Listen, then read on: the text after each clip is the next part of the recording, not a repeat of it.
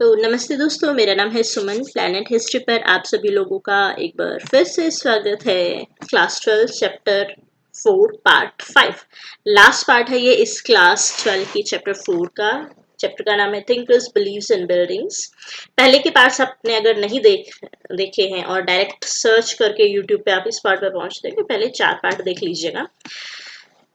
इस चैप्टर के last part को शुरू करने से पहले रिक्वेस्ट करूंगी, प्लीज लाइक शेयर सब्सक्राइब जरूर कीजिए। और पहले के अगर पार्ट्स आपने नहीं देखे हैं तो जरूर देख लीजिएगा। ये सारी स्लाइड्स पहले 4 पार्ट्स में हम लोग देख चुके हैं, डिस्कस कर चुके हैं, समझ चुके हैं और हम लास्ट पार्ट पर पहुंच रहे हैं जो कि है ग्रोथ ऑफ पौराणिक हिंदुइज्म।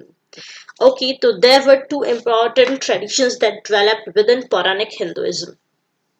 तो फर्स्ट सेंचुरी बीसी, मतलब जब बिफोर क्राइस्ट वाला एरिया खत्म हो गया था, उसके बाद फर्स्ट और सेकेंड सेंचुरीज वगैरह के बाद पौराणिक हिंदुइज्म डेवलप होता है। और उसमें भी 2 पार्ट होते हैं, जो विष्णु की पूजा करते हैं, जो शिव की पूजा करते हैं। तो पहला है Vaishnavism, is a form of Hinduism. ये भी हिंदुइज्म का ही फॉर्म है। हिंदू जो विष्णु की पूजा करते हैं उसमें वैष्णव, जो शिव की करते हैं वो शैव, जो देवी की पूजा करते हैं वो अलग। तो ऐसे सब अलग हैं सभी हिंदू, बस जैसे कि हिंदू में बहुत सारे देवी देवता हैं, वो ऐसा अलग अलग चला जाता है। ठीक है। विष्णु जिसमें प्रिंसिपल डीटी को मानकर वर्शिप किया जाता है, पूजा की जाती है, वो वैष्णविज्म है। Cults were develop around various avatars of और इनकारनेशन ऑफ लॉर्ड विष्णु, और इसमें भी विष्णु के 10 अवतार कहे गए हैं।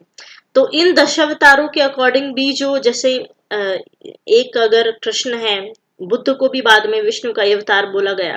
और 10वां अवतार जो अभी कलयुग में इस ट्रेडिशन के अकॉर्डिंग माना जाता है कि आएगा, कल की अवतार, ऐसे 10 अवतार है विष्णु के।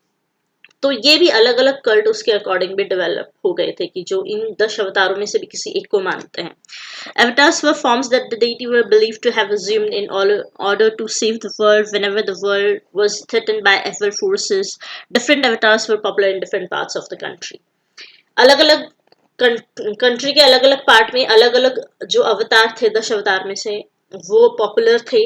और इसमें इसके अकॉर्डिंग ऐसा माना जाता है कि विष्णु कहते हैं कि जब जब धर्म की हानि होगी या फिर एविल फोर्सेस ज्यादा होंगी संसार में, और वो लोगों को या फिर धर्म की हानि करेंगे, संसार को नुकसान पहुंचाना शुरू करेंगे, तब मैं अवतार लेकर आऊंगा और उन एविल फोर्सेस को या उन अधर्मी चीजों को खत्म कर दूंगा सारे के सारे। ऐसा अगर आपने महाभारत देखी होगी तो उसमें पहला एक श्लोक भी है इसी चीज को लेकर। ठीक है।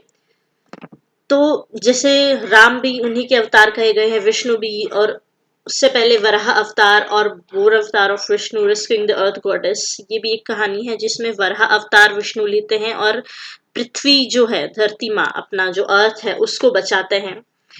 ये स्कल्पचर है ऐहोल, कर्नाटक का, 6th सेंचुरी सीई का, 6th सेंचुरी का। Vishnu reclining on the serpent Sheshnag, Vishnu जो शेषनाग पर, दूर दूर तक समुद्र ही पानी है और उसमें शेषनाग है जिस पर माँ लक्ष्मी और विष्णु विराजमान है शेषनाग पर। स्कल्पचर फ्रॉम देवगढ़, देवगढ़ से है, उत्तर प्रदेश, 5th सेंचुरी सीई का। दूसरा आता है Shaivism, is a tradition within which Shiva was regarded as the chief god, जिसमें कि शिव को चीफ गॉड माना गया है और उनको दो, उनके अगर सिंबलाइज करें तो 2 सिंबल से उनको रिगार्ड किया गया। एक तो लिंग, शिवलिंग की पूजा जो हम करते हैं, और एक ह्यूमन फॉर्म शिव का बनाया गया है जिसमें आप लिखते हैं कि शेषनाग है उनके चारों तरफ।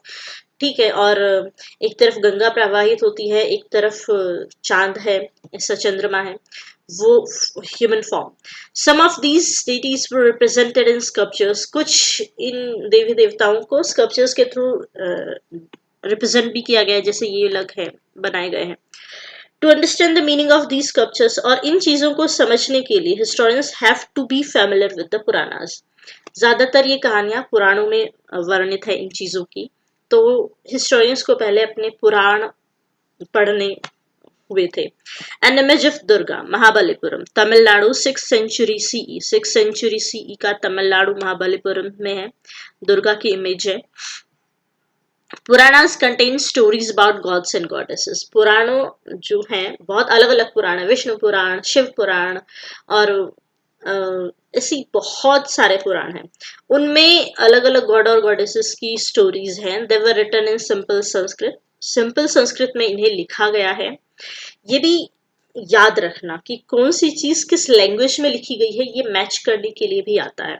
कौन सा चीज किस लैंग्वेज में और किस टाइम पे भी लिखी गई है, ये भी मैच हो सकता है। वे meant to be read about to everybody, और जो लोग पढ़ सकते हैं तो अच्छी बात है, जो नहीं पढ़ सकते हैं तो उन लोगों को ये पढ़कर सुनाना चाहिए। Puranas evolved through interaction amongst people। Puranas कैसे इवॉल्व हुए, कैसे उनको लिखा गया, अलग अलग लोग पीपल हैं या फिर प्रिस्ट है, वो लोग इंटरेक्शन में आए एक दूसरे के, मर्चेंट्स, ऑर्डिनरी मैन वुमेन, जो एक जगह से दूसरी जगह पर घूमते रहते थे, अपने आइडियाज और बिलीफ शेयर करते रहते थे, और उसके बाद ये पुराणास लिखे गए। For example Vasudeva Krishna was an important deity in the Mathura region. Vasudeva Krishna जो मथुरा रीजन के इम्पोर्टेंट डीटी हैं, over centuries his worship spread to other parts of the country as well. बाद में जैसे ये ऑर्डिनरी मैन है, मर्चेंट्स है, ट्रेवलर्स है, ये एक जगह से दूसरी जगह घूमे चलते गए थे, तो उस कहानी को दूसरी कंट्री के दूसरे पार्ट तभी लेकर गए। पूरे इंडिया में शुरू से ही ये सारे के सारे जो हिंदुइज्म में देवी देवता है वो सब जगह पूजा जाता था। किसी एक जगह वो इम्पोर्टेंट है, प्रिंसिपल है, मतलब प्रायोरिटी उसी की है, बाकी जगह उसको लोग पूजते हैं।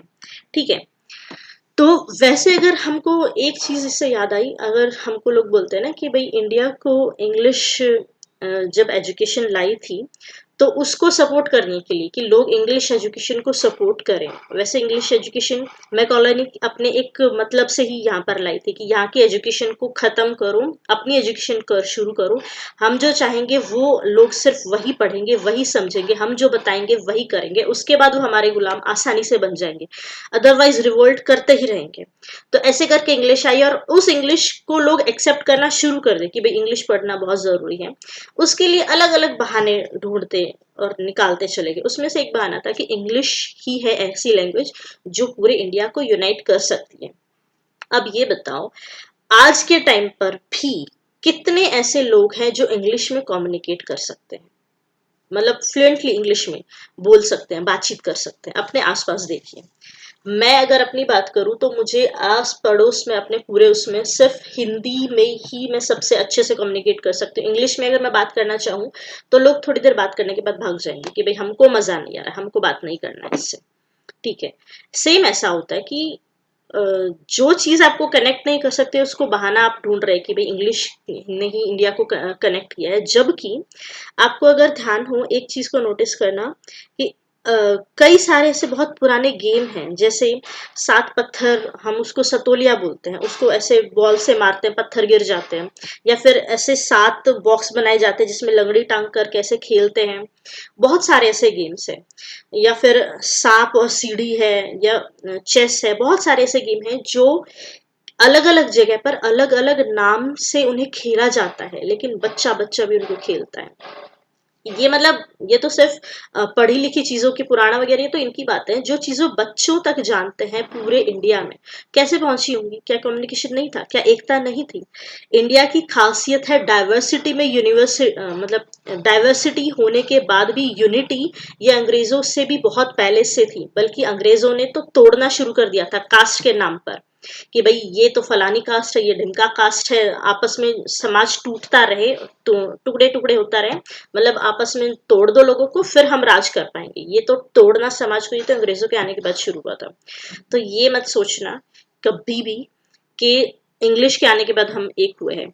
ये इसका एग्जाम्पल है। लोग एक जगह से दूसरी जगह ट्रेवल करते थे, एक दूसरे से बातें करते थे। इंग्लिश से कहीं ज्यादा एजुकेशन उस वक्त संस्कृत के थ्रू लोगों के पास थी, जिसको अंग्रेजों ने तोड़कर खत्म कर दिया इंग्लिश एजुकेशन की वजह से। Growth of temple architecture. When the stupas at sites such as Sanchi were taking their present form, at the same time, the first temple to house images of gods and goddesses were also being built. Stupas जो है सांची के, उस time पे जब shape ले रहे थे तभी टेम्पल्स भी बनने शुरू हो गए थे। तो इमेज उनके अंदर गॉड की थी, गॉडेसेस की बनी जाती थी। शुरुआत के जो टेम्पल थे वो एक छोटा सा स्क्वायर रूम की तरह होते थे, जो इसे गर्भगृह कहा जाता था, और उसका एक सिंगल ही डोरवे होता था, मतलब जाओ और बाहर आ जाओ। और वर्शिप मतलब वहां पर जो चढ़ाना है और पूजा करनी है, उसके बाद बाहर आ जाओ। ग्रेजुअली ये जो है स्ट्रक्चर, ये टॉल स्ट्रक्चर बनता गया और उसके बाद उसके ऊपर शिखर आता चला गया उस गर्भगृह के ऊपर। बाद में हॉल और काफी सारी चीजें, सेंट्रल श्राइन वगैरह उस पे बिल्ट हो गए। Temple walls were often decorated with sculptures, walls वगैरह स्कल्पचर्स के थ्रू डेकोरेट होती थी। खैर अभी नॉर्थ इंडिया में तो इतना ज्यादा मुगलों का आतंक था, सब खत्म, सारे मंदिर खत्म। साउथ में इतना नहीं था, तो साउथ में अब भी साउथ के मंदिर देखो आप, हजार हजार 2-2 हजार साल पुराने, वैसे ही नॉर्थ में भी थे, बचे नहीं है बिल्कुल भी। A temple in Deogarh Uttar Pradesh 5th century CE, ये 5th सेंचुरी सीई का टेम्पल है जिसमें identify the remains of shikhara and the entrance to garbhagriha. 5th century का मतलब जैसा वैसा अब टूटा हुआ कहीं छोटा सा तो बच गया है, इसका शिखर ऊपर होगा, यहाँ पर ये एंट्रेंस है, सीधा का सीधा जाके आना। तो शुरुआत कैसे छोटे थे, उसके बाद ये स्ट्रक्चर्स बड़े होते चले गए बाद में। असेंबली हॉल्स इसमें इंक्लूड हो गया, ह्यूज वॉल्स हो गई, गेटवेज हो गई, arrangements of for supplying water made the later temples far more elaborate. उसके बाद आपको अभी देखा होगा कि मंदिर के साथ तालाब होता है, अब भी गांव में होता है कि मंदिर के साथ बहुत बड़ा तालाब, हमारी लैंग्वेज में उसको जोड़ बोलते हैं उस तालाब को। तो वो पानी की सप्लाई पूरे गांव के लिए हो सके, जानवरों के लिए हो सके, पीने के लिए हो सके, वहां पर कुआं भी होता था। और सेम मतलब जो भी चीजें कुछ गांव में कलेक्टिवली कुछ चीजें होती है तो मंदिर में होती है, तो पूरे गांव को जहां पर यूनाइट किया जा सके, इकट्ठा किया जा सके, चाहे वो कोई भी जाति को, गांव में चाहे जितने भी जाति है, वो आके मंदिर में वहां पर अगर होता है, असेंबली हॉल इसके लिए बनाया जाता है कि वहां पर आकर लोग इकट्ठे होंगे, त्योहार मनाएंगे या फिर पंचायत लगेगी, वटेवर कुछ भी। तो मंदिर सिर्फ पूजा के लिए नहीं थे, मंदिर पूरी की पूरी कम्युनिटी को, पूरे गांव को यूनाइट करने के लिए भी थे। कहीं पर किसी घर में अगर प्रॉब्लम आ जाती थी तो मंदिर में लोग दान इकट्ठा करके फिर किसी एक चीज के लिए लगाते थे, और आज भी ऐसा होता है। सरकार, मैं गांव से बिलोंग करती हूँ, सरकार कोई चीज करे ना करे, लेकिन हम सारे मिलकर मंदिर में दान इकट्ठा करते हैं, और फिर अगर गांव में किसी चीज की कमी हो रही है तो उस चीज को फंड मंदिर से लेके फिर उस चीज को बनाते हैं, और ये हमेशा से होता आ रहा है, जबकि मंदिरों को बदनाम किया जा रहा है जानबूझकर। One of the unique feature, अब भी होता है तो पहले कितना होता होगा सोच लो। One of the unique features of early temples was that some of these were hollowed out of huge rocks as artificial caves। कुछ बड़े बड़े मंदिर जो बच गए नॉर्थ में, खैर नॉर्थ क्या, महाराष्ट्र तो महाराष्ट्र और महाराष्ट्र से नीचे ही वो मंदिर सारे बच गए हैं लगभग काफी।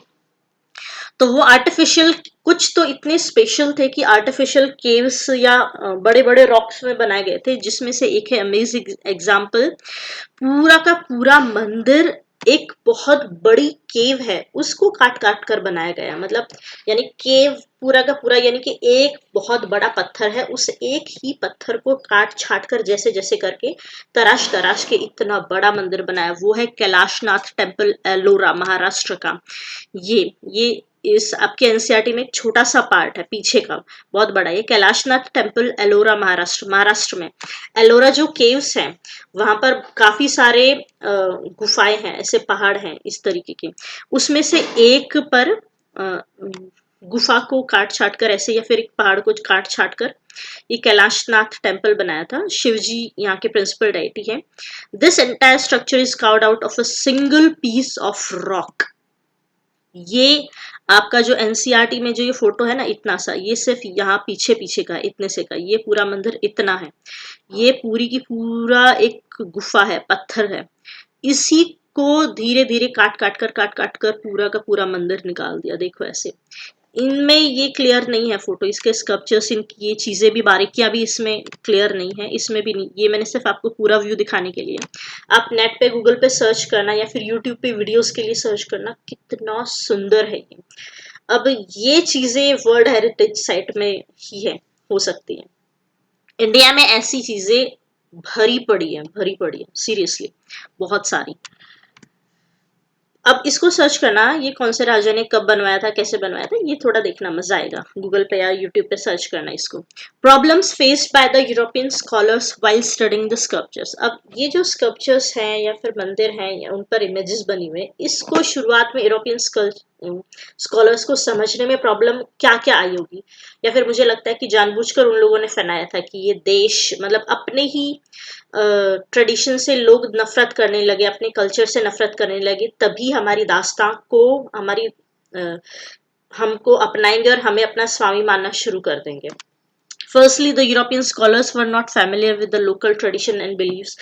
यहाँ के जो local tradition और belief है उससे यूरोपियन स्कॉलर्स familiar नहीं थे, जानते नहीं थे। उनको भाई हाफ ह्यूमन और हाफ एनिमल की इमेजेस हैं, जैसे कि जो दश अवतार में एक विष्णु का अवतार है, जिसमें वो नरसिंह के अवतार में है कि उनका जो ऊपर का है सिर धड़ वो शेर का है और बाकी इंसान है, या फिर दुर्गा की इमेजेस है, या फिर बाकी ज्यादातर अपने गॉड देखना कि एनिमल्स के साथ कनेक्ट करके रखे गए हैं, ताकि हम इन एनिमल्स को भी उतनी ही इज्जत देना शुरू करें और उनको खत्म ना करें, उनकी प्रजातियों को, इसके लिए था।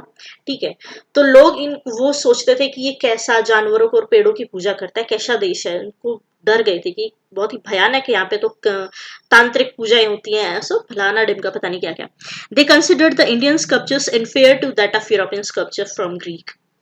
ग्रीक के जो स्कल्पचर्स थे उनको लगा कि यहाँ के जो स्कल्पचर्स है ना, वहां से तो बहुत ही बेकार हैं, यहाँ पे तो इन लोगों को कुछ भी नहीं पता क्या होता है पेंटिंग आर्ट, क्या होता है इनको कुछ नहीं पता है। This was because they compare the Indian sculpture to the images of Greek with which they were familiar. उनको लगा था कि हमारे जो है स्कल्पचर इन समय हम उसमें ईश्वर को देखते हैं, मतलब जीसू की पेंटिंग्स भी बनाते हैं और बहुत सुंदर बनाते हैं, और ये लोग ऐसे जवार मतलब जाहिल है, गवार है, ऐसे उनको लगा कि ये है, जबकि उनको यहाँ का कल्चर और यहाँ की सोच नहीं पता थी, जो उनसे ज्यादा इन्फीरियर है। वैसे हम किसी को ऊंचा नीचा बोलते नहीं है, ठीक है। Secondly, the art historians use textual traditions to understand the meaning of sculptures. फिर बाद में historians ने textual traditions को पढ़ना शुरू किया कि यहाँ के जो sculptures है उनका meaning हमको पता चले कि भाई ये ऐसे images क्यों बना रहे हैं। While this is a better strategy than comparing the images found in India with that of Greek, but it was not always too easy. ठीक है, हमने कहानियां पढ़ ली और समझ लिया, लेकिन फिर भी वो माइंडसेट अभी भी उनका नहीं है जो हमारा है। हम जिस नजरिए से इस संसार को या फिर यहाँ की चीजों को देखते हैं, या फिर यहाँ का जो एथिकल बैकग्राउंड है वो उनका नहीं था, तो इसलिए हमेशा वो उतना इजी नहीं था हर चीज को समझ पाना। For example, to identify the sculpture along a huge rock in Mahabalipuram, art historians have to search through the Puranas. मतलब कोई भी चीज उनको मिली तो उनको पुराणों में सर्च करना पड़ेगा कि भाई इससे रिलेटेड कुछ है क्या, जबकि हर एक चीज पुराणों में नहीं भी हो सकती है। कि भाई हम अगर किसी चीज को किसी नजरिए से देखते हैं, सपोज हम बहुत छोटी छोटी चीजें कि हम कोई भी चीज घर में लाते हैं तो पहले उसकी पूजा करते हैं, तिलक लगाते हैं, मशीन वगैरह ले आए तो भी क्यों, क्योंकि हम उसमें भी मानते हैं कि इसमें भी प्राण है, इसमें भी एक एनर्जी है जिसे हम ईश्वर कहते हैं, वो हर एक जगह वास करता है। तो हम इस कार से पूजा कर रहे हैं कि हे कार देवता भाई हमारी रक्षा करना और हमारी समृद्धि करना, मतलब कि हम उस चीज को अच्छे से प्रिजर्व कर सके। माइंडसेट एक्चुअली ये है कि हम कार को कार ना माने, उसको भी अच्छे से हम साफ करें डेली, तभी तो अच्छे से रखेगी, वरना ऐसे कबाड़ी की तरह फेंक देंगे कि भाई इसका तो काम है हमको एक जगह से दूसरी जगह पहुंचाना, इसको साफ करके क्या करेंगे। हम उससे अपनापन फील करेंगे तो ही उसको अच्छे से प्रिजर्व कर पाएंगे, है ना। तो ये माइंडसेट अब ये कहाँ आपको पुराणों में मिलेगा कि भाई नई मशीन लेते हो तो उसको तिलक लगाओ। ये हमारा अपना माइंडसेट है, हम हर एक चीज को रिस्पेक्ट करते हैं, चाहे वो जीवित हो चाहे निर्जीव हो। अ स्कल्पचर इन महाबलीपुरम, जैसे कि ये स्कल्पचर महाबलीपुरम का है, इसमें ये सारी जितनी इमेजेस है, अब उनको समझने के लिए उनको कहाँ फिर जाना पड़ेगा, फिर से पुराणों में सर्च करो कि भाई इस इमेज का मतलब क्या है, सब कुछ नहीं आएगा ना उनको समझ में। Finally, remember that many rituals, religious beliefs and practices were not recorded and permanent. काफी सारे rituals है, religious beliefs है, practices है जो permanently recorded नहीं है, या फिर पहले recorded थी भी तो उनको जला दिया गया। सर्च करना एक उसमें कि जो हमारी यूनिवर्सिटी थी नालंदा या फिर तक्षशिला, इनको जब आए थे फर्स्ट इन्वेडर्स आए थे, मुस्लिम इन्वेडर्स बोलो या फिर कोई भी इन्वेडर आप बोलो, मुस्लिम बोलूंगी तो बुरा भी लग सकता है, ऐसा नहीं है, मुस्लिम मैं कहना चाहती हूँ। जो भी इन्वेडर्स आए थे 11th सेंचुरी के बाद, उन्होंने सब बहुत सारी जितनी भी यूनिवर्सिटीज थी और वहां पर बुक्स थी जो सिर्फ सिंगल कॉपी थी किसी चीज की, उसके अलावा उसकी और कोई कॉपी नहीं थी, सबको जलाकर राख कर दिया। तो ज्यादातर चीजें अब बची भी नहीं थी हमारे पास, ज्यादातर क्या लगभग 99% नहीं बचा। विजिबल फॉर्म एज मॉन्यूमेंट्स और स्कल्पचर्स और इवन पेंटिंग्स, बस हमारे पास ज्यादातर चीजें क्या बच गई थी, मॉन्यूमेंट्स है, स्कल्पचर्स है, पेंटिंग्स है, या फिर जो हमको मुंह जुबानी ज्यादातर लोगों को याद था, पंडितों को जो याद रह गया था उन्होंने फिर से लिख दिया, लेकिन सब कुछ तो नहीं वापस रिस्टोर कर पाए। These included daily practices as well as those associated with special occasions. Many communities and peoples may not have felt the need for keeping lasting records, even as they may have had vibrant traditions of religious activities and philosophical ideas. In fact, the spectacular instances we have focused on in this chapter are just the tip of the iceberg. Describe any religious activity you have seen. Is it permanently recorded in any form?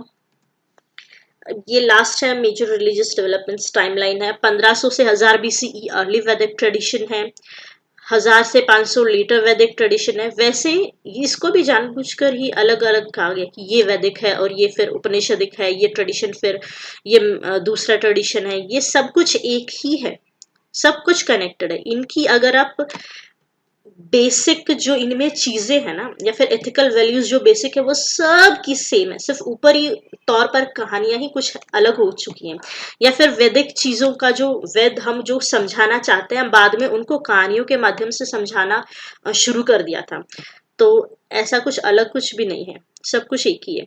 6th century BCE early Upanishad Jainism और बुद्धिज्म इस time पे आए। 3rd century BCE first stupas. 2nd century BCE development of Mahayana Buddhism, Vaishnavism, Shaivism and goddess cults. 3rd century CE earliest temples हैं।